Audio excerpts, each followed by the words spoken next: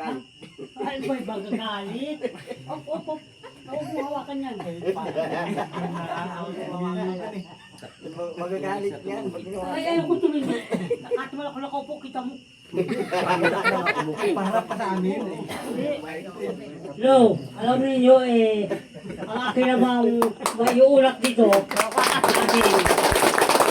ay ang ibig kong ang aking kwan dito ay kami ay Hindi kita Sa kabila. microphone. hindi sa kabila na yan ay mayroon kaming kaunting palayan pero nakatikim din. Pero sa kalukuhan ng daga ay kinain. Ha? Kaya ang mga gitna ay wala na, kaya mahina nanganginani. Pero mayroon pang isa. Ha? Madami din sana tanim ng saging. Pero yung bagyo naman ang dumali ay naubos na. Pati mga vegan ay nasa ibaba na. Yan sana ay ang ginawa ko, medyo pinitsuran ko ng kaunti. Ikaw ko na dalhin doon. Ang problema, ang pampicture ko, yung cellphone na ditipad. Ay hindi pala bagay yan doon sa di.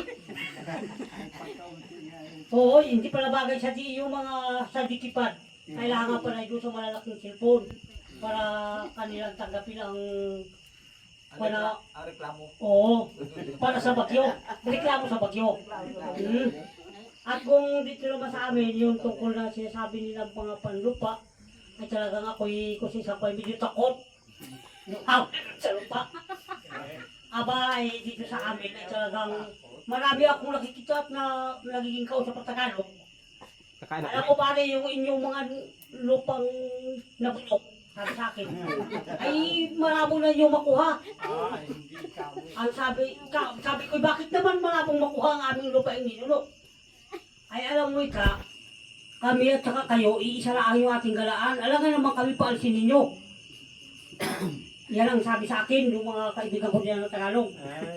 Ang sabi ko sa kanila, ano lupa yung ninulo para sa katutubulaang. Gawa ng, wala namang Tagalog yung panahon na dito, puro katutubuan na ito sa atin sa tubilan. At yung, kaya nga napag-usapan namin na ang katutubo yung unay, nasa tabi pa ng dagat. Dapat nga hanggang doon ikako ang amin. Yan, ano sabi nila, hindi kami makakapayag dyan.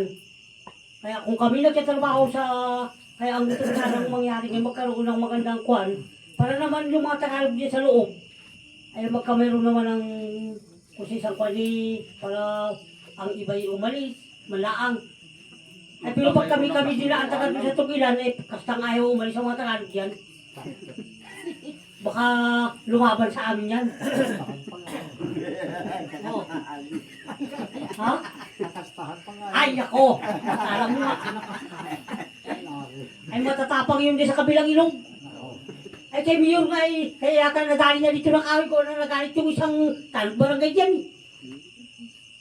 Bakit dyan ka, Mayor, naghihila ka ng araw?